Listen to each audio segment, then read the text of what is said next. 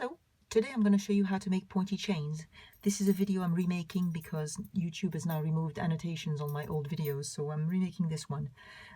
Tatting normally is all made of curves, as we know, but sometimes in some of my designs, particularly when working snowflakes, for example, I do like to have sharper angles on my chains.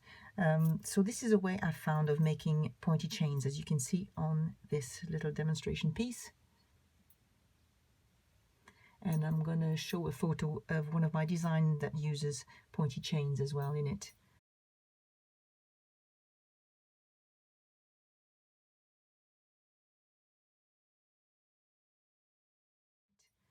So I'm going to show you how to make those.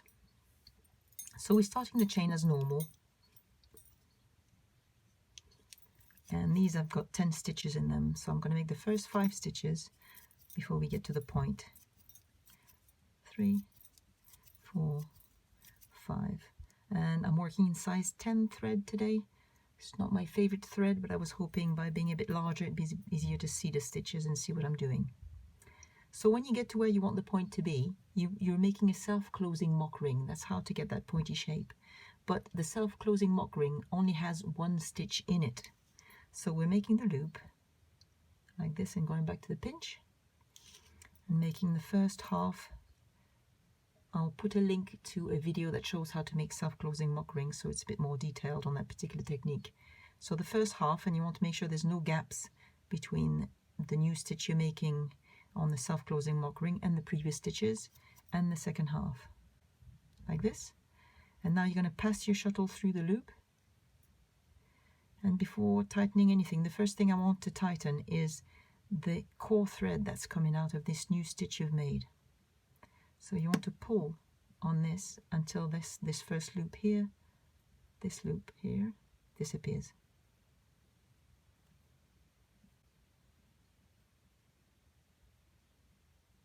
Like this. And your stitches are all nice and snug, and they all follow each other in a line, including the new stitch you've made. And now you can pull on the thread coming from your shuttle.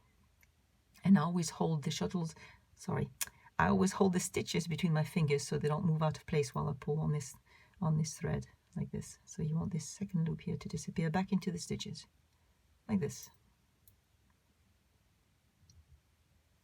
And now I'm going to make the next first half of the next stitch, and you want this first half to close behind the stitch you've just made, behind that new stitch.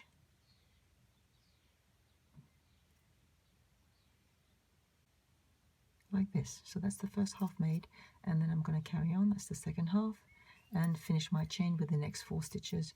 2, 3, 4, oh sorry, one more, 5 in all, 5. And that's it. So I'm sure there's other methods of getting a pointy chain, of achieving a pointy chain, but this is my method, and I hope you like it and you find it useful. See you next time. Bye-bye.